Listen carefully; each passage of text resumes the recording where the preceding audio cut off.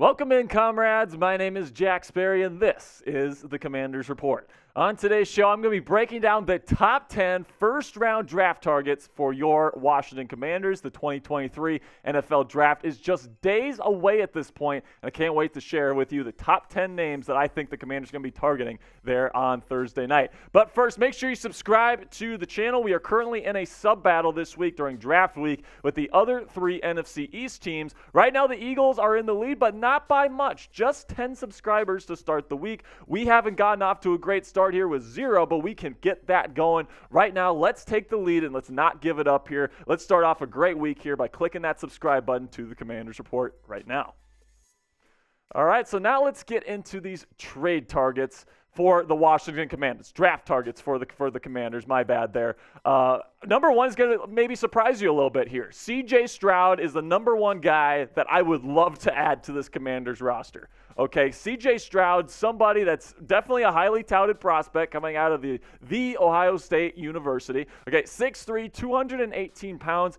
A comp that I like for him is that if like Jared Goff and Dak Prescott had a baby, you would get C.J. Stroud. He is a very, very talented passer. Not sure that he is maybe the Patrick Mahomes, Aaron Rodgers superstar level quarterback, but I think he's going to be a really solid quarterback in the National Football League. You take a look at the top QB prospects in this year's NFL draft class. Bryce Young is almost for sure going to go number one to the Carolina Panthers, and then Will Levis is likely going to the Houston Texans here is what the betting markets are saying. So if C.J. Stroud is available and say Arizona wants to trade down, I would at least give the Cardinals a call to see if I could move up for C.J. Stroud. For me, Anthony Richardson, Will Levis, if those guys fall a bit, I'm not moving up for them because I think they're a little bit more of a project. The Commanders need to win now. I think the Commanders, I should say, can win now with C.J. Stroud. So should they trade up for this guy? Although it's unlikely, I think the Raiders are probably in a better position right now. There's some other teams that are in better position to move up to number 3 if Stroud falls. I think if Washington has the opportunity to move up and get C.J. Stroud and bring him into the NFC East, I think they should absolutely do that. You take a look at what the Commanders are dealing with right now in the quarterback room. Sam Howell, very solid option. Okay, 5th rounder last year. Showed some decent things in the preseason and then again at the end of the season. It seems like Commanders fans really do want him to be their starting quarterback next year. And Jacoby Brissett, you bring him in to be some competition, $10 million. But C.J. Stroud, in my opinion, is better than both of those guys. I wouldn't go get Will Levis or Anthony Richardson just because there's too much risk involved there. But I think C.J. Stroud is more of a pro-ready prospect. I think he's better than Sam Howell right now. I think he's got a better arm. I think he's got better accuracy. I think he's got better footwork. I think he's got better everything than Sam Howell. Now, in my opinion, if you can't get Stroud, I'm cool with sticking with Sam Howell. Okay, I think that you have a shot with Sam Howell or Jacoby Brissett. Surround those guys with talent. But if you have an opportunity to go and get a guy like C.J. Stroud that could be really good for you year one, I think Ron Rivera, who's trying to save his job here with this organization, new ownership coming in, he's going to have to prove himself next year by probably bringing this team to the playoffs. C.J. Stroud could be that answer. Let me know what you guys think in the comments section here. Would you trade up for C.J. Stroud if you had the opportunity? Type Y if you would, or type N if you wouldn't. This is going to be the pinned comment on today's show. So whenever you get an ad break here, do me a favor, go down to the comment section, find that pinned comment. It's right there at the bottom, and answer today's question. The number 2 draft target for me, if I were Martin Mayhew, the Commanders GM, is cornerback Christian Gonzalez. He is number 1 on my board for the Commanders right now because this guy is exceptionally good at playing off-zone coverage. And guess what? Ron Rivera, Jack Del Rio, and the Commanders like to run off-zone coverage. Christian Gonzalez is already a master at that. He can come in right away. I think he'd be your cornerback 1, and he'd be one of the best off-zone cornerbacks in the National Football League from the start. The cornerbacks, or the Commanders, I should say, they need that true number 1 presence in their secondary. I really like him a lot. I think that he's going to be a really good player. If he's available at 16, I would scoop him up. And now a kind of a run of corners here. Number 2, Devon Witherspoon. I think he's a really good cornerback. Number 1 overall corner on my board, actually. I have Gonzalez above him because he's better in off-zone coverage than Witherspoon. Witherspoon can do whatever you want. but he is definitely a little bit more slender than Gonzalez. He's a really hard hitter, but I really like Devon Witherspoon as a prospect. Going to be a really, really good player. If somehow he falls to 16, I would absolutely take him if I were Washington. Then my number 3 corner this year, Deonte Banks out of Maryland. He's played in every coverage in the book. The Maryland Terrapins, they ran a very pro-style system where they ran every single coverage in the book. Press, off, man, zone. He did it all. He's a very intelligent player. And then along with that, he's got a great athletic profile. And he's got, it's very, very close between him and the next guy on this list. And that person's name is Joey Porter Jr. I'd be fine with drafting either of them if I were the Washington Commanders at 16. They're both really talented. I give Banks the edge, though, because he's got more fluid hips. He's got better short area quickness. He's more disciplined in coverage, not grabbing players as much. I think that Banks is slightly above Joey Porter Jr., but if the Commanders ended up with JPJ,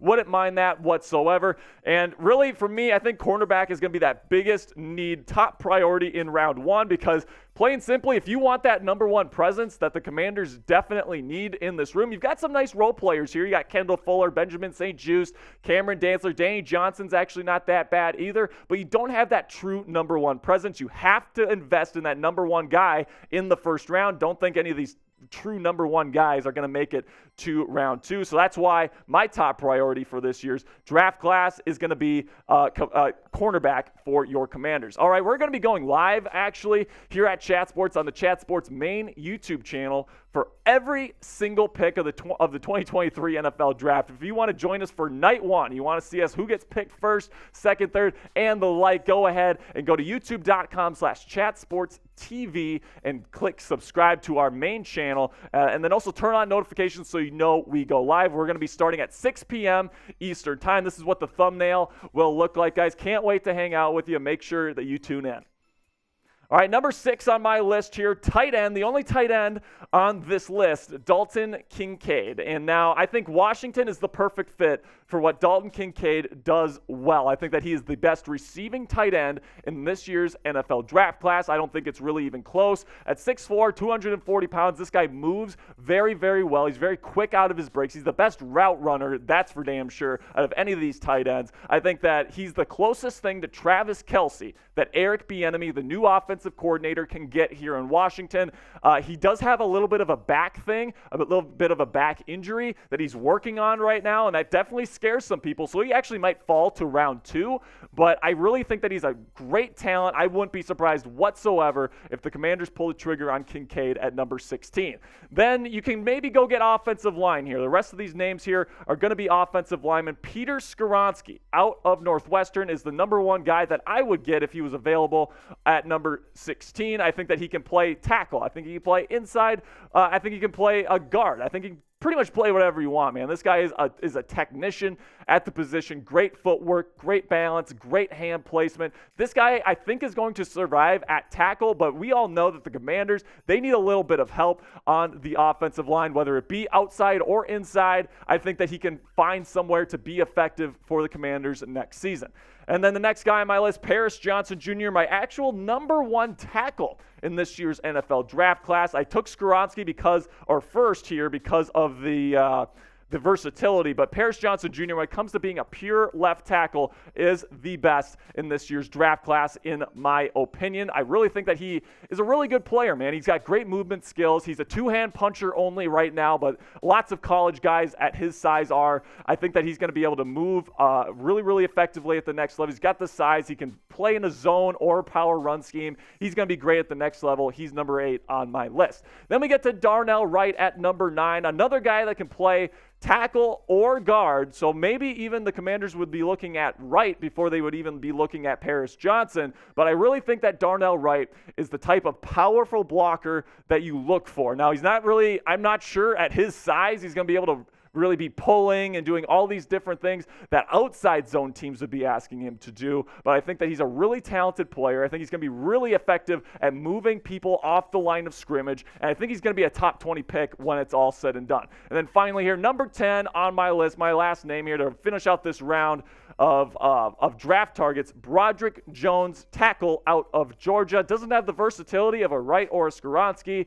He has some balance issues and pass protection, but he didn't allow a sack in the SEC SEC last year. He's the best power blocking tackle in this year's draft class. You can make the argument he's the best overall run blocker. He has great athleticism. He's a former 5-star athlete, and I think that he's a fantastic player. If he's there, I wouldn't mind if that was the pick whatsoever. And the reason why they would be looking at offensive line here is plain simply you need some help here. Chase Roulier hopefully has a bounce back year next year. Sam Cosmi moving from tackle to guard. You sign Andrew Wiley to play that right tackle position. Charles Leno Jr., very divisive player on Commanders Twitter right now. Some people like him, some people don't. Some people say he's too slow.